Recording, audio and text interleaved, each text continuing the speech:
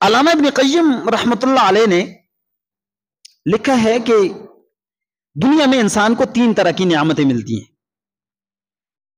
پہلی نعمت نعمت حاصلۃ یعلم بها العبد، ایک وہ نعمت کہ جو بندے کو حاصل ہے اور بندہ اس کو جانتا بھی ہے کہ اللہ نے مجھے نعمت دی، اس پر شکر بھی ادا کرتا ہے، جانتا ہے۔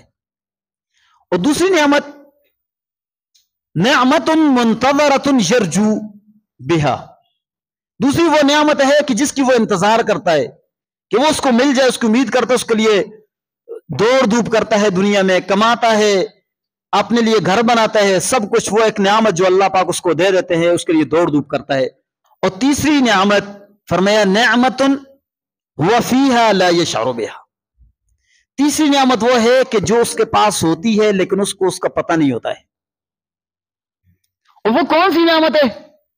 وہ رسول اللہ صلی اللہ علیہ وسلم نے اسے کلیئر کیا ہے کہ 2 نعمتیں ایسی ہیں کہ جن سے انسان خسارے میں، بندے کو پتہ ہی نہیں ہے، بندہ اس سے بالکل غافل ہے۔